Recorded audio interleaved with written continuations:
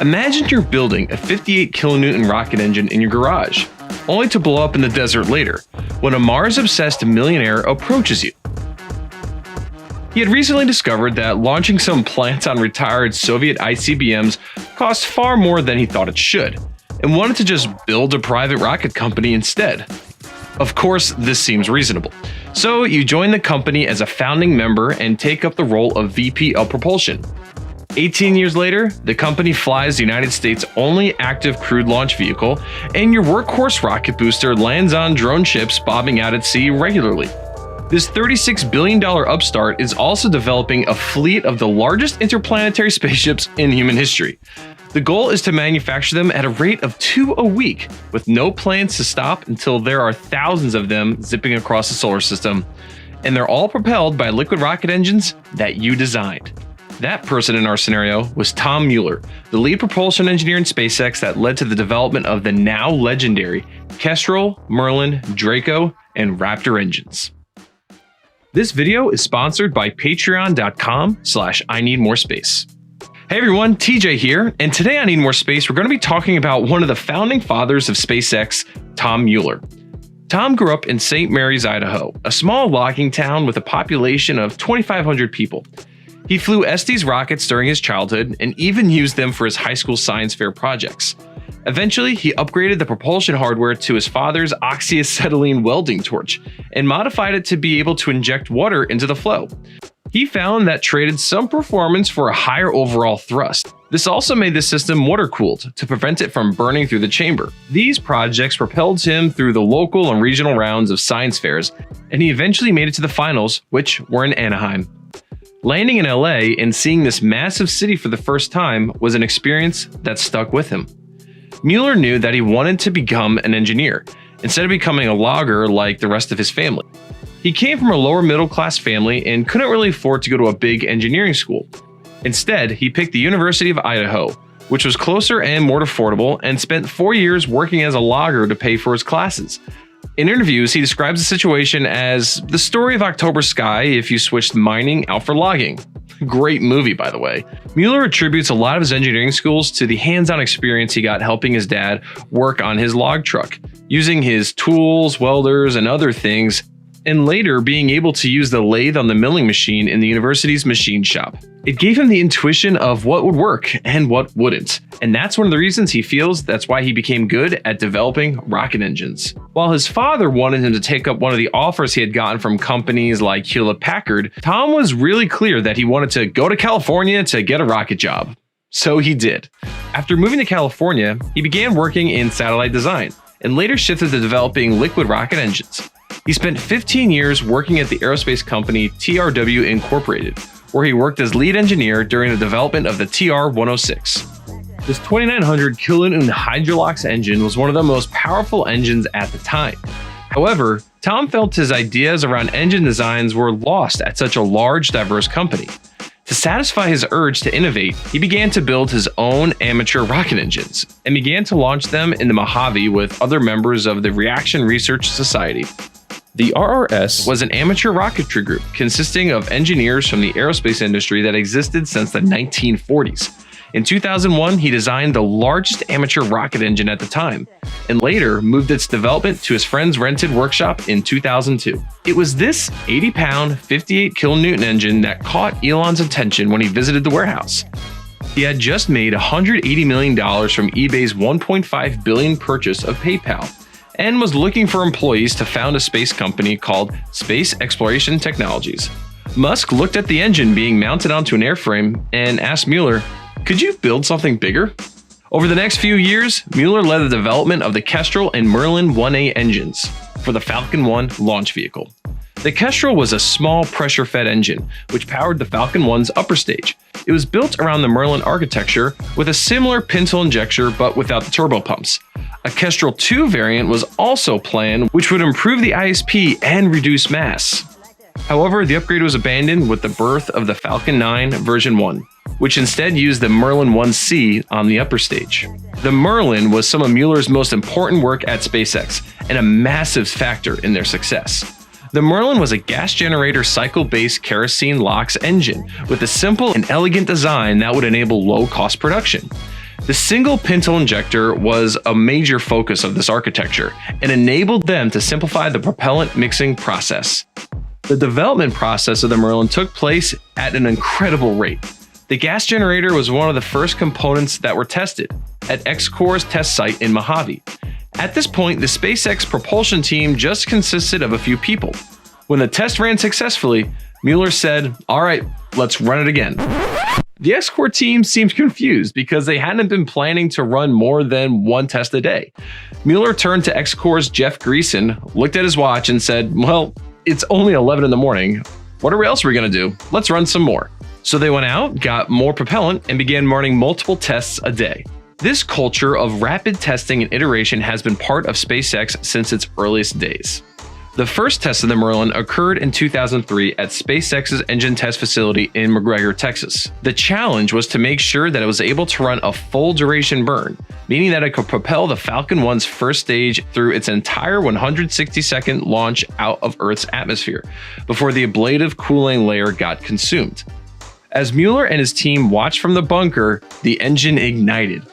During the 60-second run, the exhaust began to melt the metal in the engine's throat. Running it any longer would have ended in it blowing up. Over the next 15 months, the SpaceX propulsion team focused on eliminating the bugs. Mueller's team made the engine run cooler and strengthened the seals. When the time to test came again, they targeted a full duration burn. As they watched the video feed from the test stand on the screens within the bunker, the engine roared and came to life. The vibrations could be felt everywhere. The engine ran perfectly. And when the fuel ran dry, the engine had burned for exactly 162.2 seconds, meeting the target of the full duration burn. The room erupted in cheers. "Call Elon," Mueller yelled. "Tell him we just ran a full duration." The Merlin 1A was a significant achievement, becoming the first new liquid rocket engine to fly from the US in 40 years. However, it only flew twice, on the first two launches of the Falcon 1, and both of these launches were unsuccessful. The Falcon 1 Flight 3 used the upgraded Merlin 1B. Although they nearly made it to space, a burst of added performance that had gone undetected during the sea level tests made the first stage bump into the second stage after separation, which led to the loss of the mission. However, the system had been proven, and SpaceX was confident that they could get it right on the next launch attempt.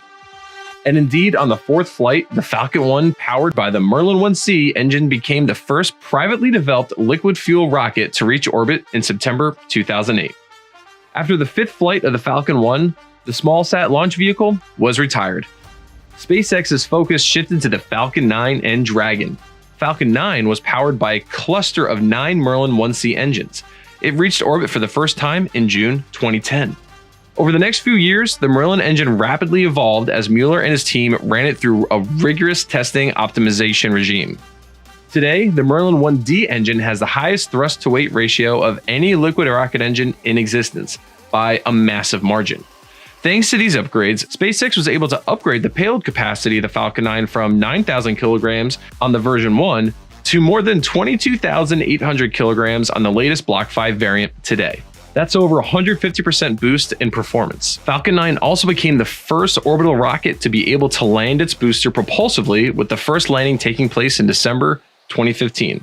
You can actually go today and see that booster in Hawthorne, California at SpaceX headquarters. So now they can return to the launch site and land on the coast, or on a drone ship at sea.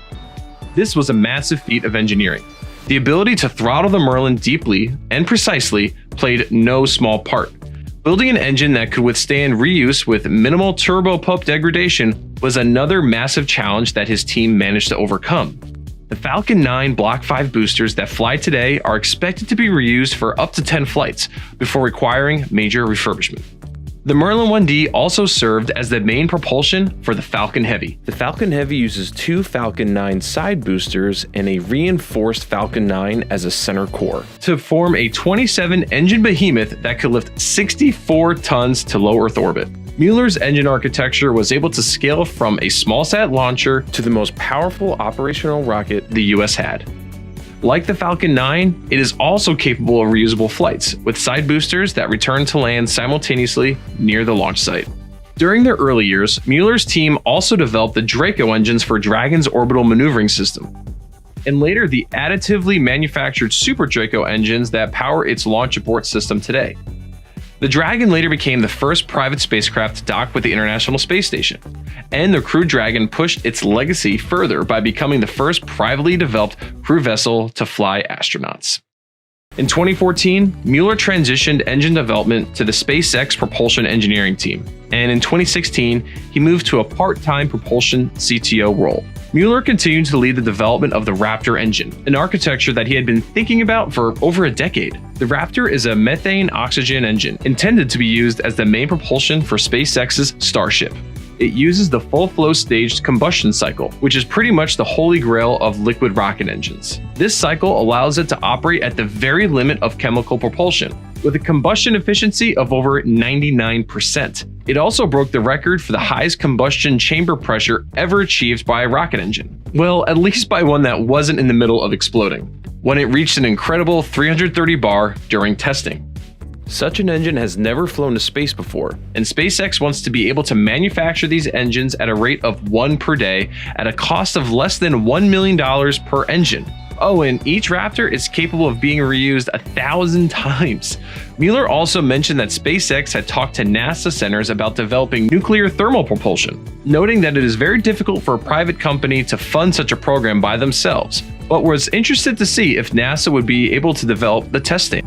In November 2020, Mueller retired from his role at SpaceX, where he was serving as a part-time advisor for SpaceX, with Musk and the propulsion team that were developing the SpaceX engine lineup, including the Raptor. Mueller now spends his time indulging in his love for fast, high-powered machines by going track racing in some of his Porsches, a collection that he seems to be very proud about. Tom Mueller's work at SpaceX has been a critical part of their endeavor. The engine architectures he and his team developed have been one of the main drivers behind SpaceX's launch capabilities, cost effectiveness, and their ability to innovate on top of it. He helped push rocket propulsion to unprecedented levels of performance, which enabled SpaceX to do things that were considered to be near impossible, like vertical landings and reusability. At this point, I'd like to thank the sponsor of this video, you, my patrons, at patreon.com/IneedMoreSpace. As a patron, you get some great perks, like access to my Discord, early access to special projects, like we're sending, I don't know, like 15,000 names to the moon next year. Oh, and you get to see videos early and also help me work on scripts if you'd like. So if you like some of those things, want some early access, and to contribute to some videos like this, please consider becoming a patron at patreon.com/IneedMoreSpace. So after learning all about Tom Mueller, what do you think about his impact on SpaceX and space exploration in general? I know Tom seemed to retire at an early age, but you have to remember, he spent nearly like the last 20 years grinding with Elon and SpaceX to get SpaceX where they are, so I think he's earned some good rest. Now, he is pursuing his other passions, but I would like to think that he is not done in the rocket industry, so I will be watching him closely. All right, I'll end the video. Thanks for watching. I hope you consider becoming a subscriber or even becoming a patron, and I hope you have a great day. Thanks for watching. I'll see you guys later. Bye.